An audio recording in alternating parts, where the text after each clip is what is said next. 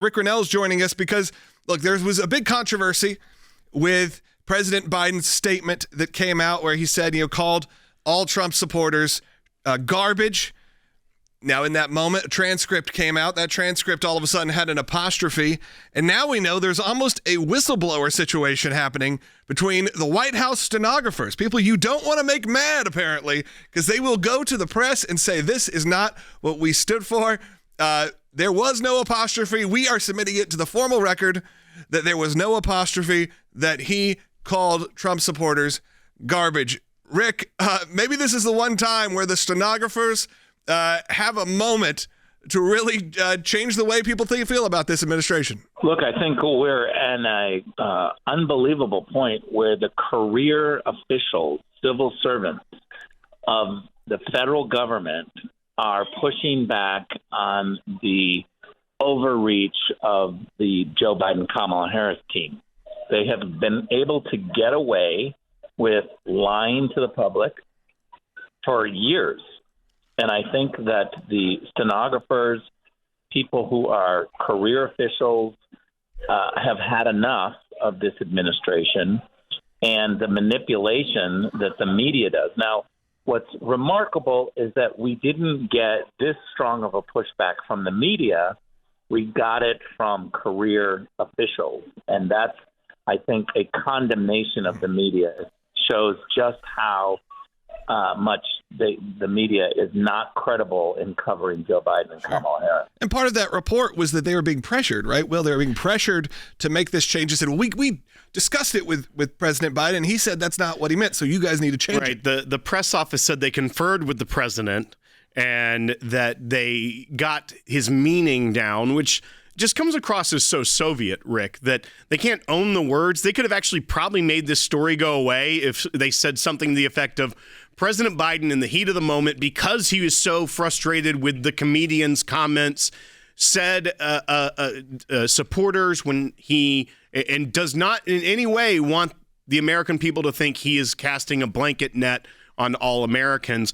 But instead, they tried to do this retroactive fix with grammar rules to try to make it seem as if your lying ears are betraying you. It just comes across as so Soviet.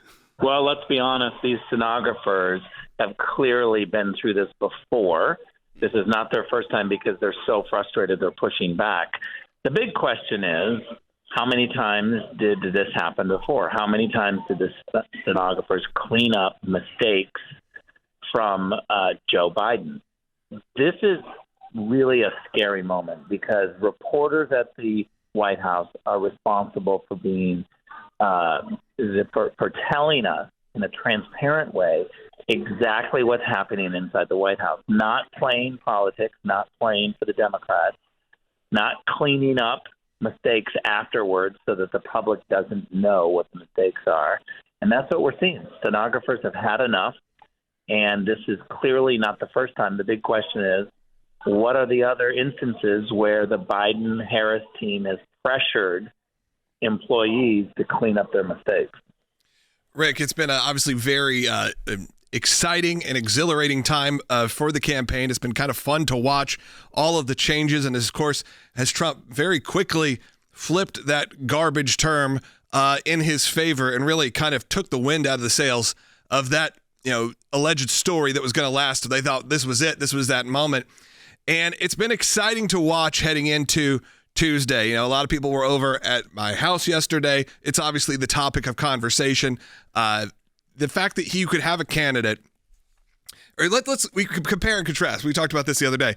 If you have a Tim Walz who is out there trying to pretend to be a hunter and shoot and can't figure out how to load a gun and can't do it. And look, put me in that situation, it's going to be the same result. But I wouldn't put myself in that situation. But somehow you have President Trump getting himself in a garbage truck, and it works because he's kind of in on the joke, in on understanding how the American people not only see him, but see the way he can connect. Well, I think also it's a credible, authentic moment because we all know that the working class people across this country believe that Donald Trump is their champion. He's the one who delivers peace, who's delivered a better economy.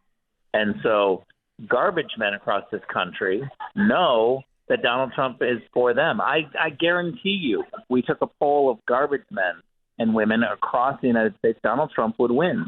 So when he goes to defend garbage men and emphasize just how the president of the United States, Joe Biden, has turned against half of the country to call us garbage, it's an authentic moment because people know exactly that this administration has spent years demonizing their opponent. And Rick, there's also the sense of the campaign having fun during this final stretch. Like, they understand the stakes, but are able to be nimble, quickly turn around something that is devastating for the Harris campaign and for the legacy of President Biden, but to turn it into something fun and joyful, celebrating real Americans instead of the coastal elites that are funding the Harris campaign.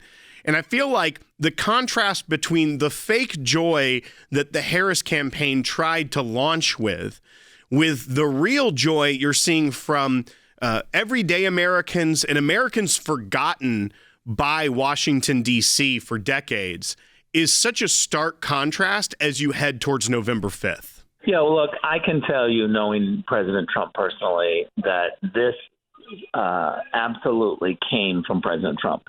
He is somebody who loves humor, who uses humor and makes people feel relaxed. If you have ever been around President Trump, he makes people feel relaxed. He's not an elitist, and he goes out of his way to make people feel relaxed. He uses humor. And when something like this happens, he's all in. He wants to jump in and emphasize the point using a little fun and humor. Yeah, absolutely. I can say from experience, one of the very few times I've spent with him, he was with my children and it was with my whole family. And immediately the kids were at ease. They took kind of fun pictures with him. He invited them to take pictures. We walked inside the Oval Office and he said, "Welcome to the Oval Office. I'm sure you've heard of it," and got a big laugh from everybody. It is that kind of disarming nature that comes off authentic and really it's really going to be a fun couple days. And I think that tone shift, Will's right, has changed it.